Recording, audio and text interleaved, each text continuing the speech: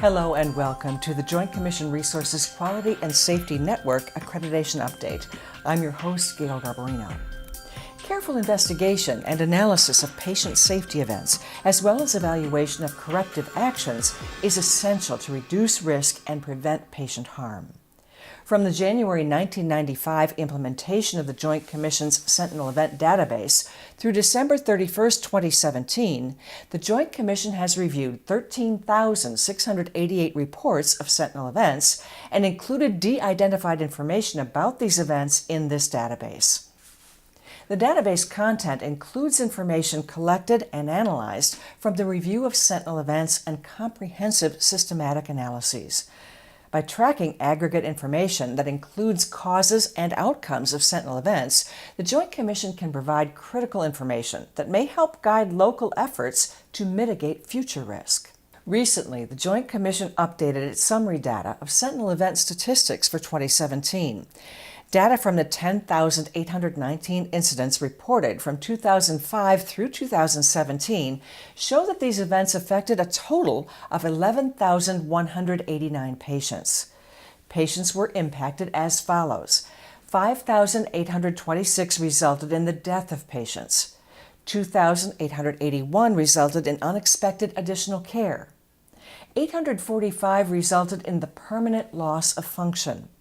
619 resulted in severe temporary harm of patients, 357 had a psychological impact on patients, 143 resulted in permanent harm, and 518 were labeled as other, unknown, or unassigned.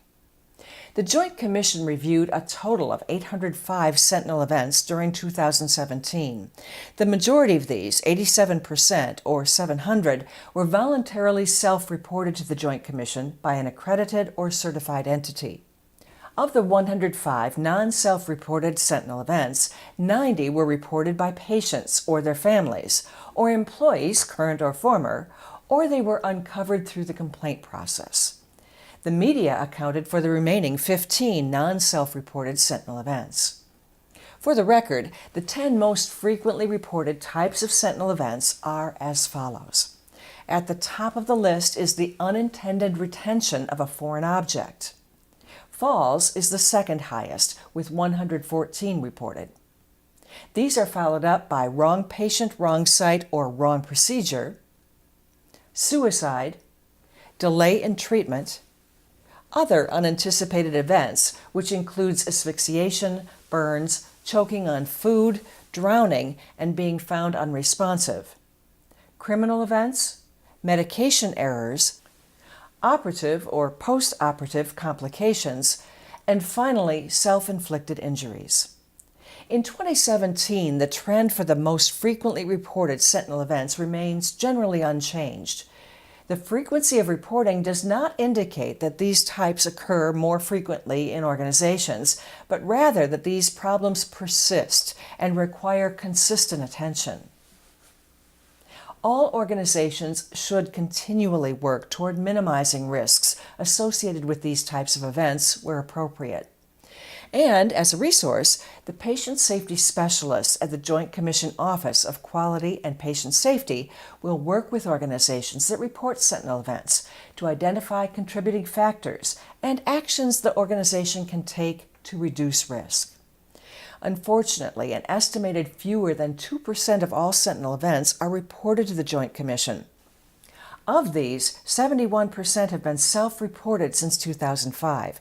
Therefore, these data are not an epidemiologic data set, and no conclusion should be drawn about the actual relative frequency of events or trends in events over time. For more information about Sentinel events, call the Office of Quality and Patient Safety at 630-792-3700 or visit the Sentinel Event section of the Joint Commission website. Now stay tuned for today's JCR QSN program.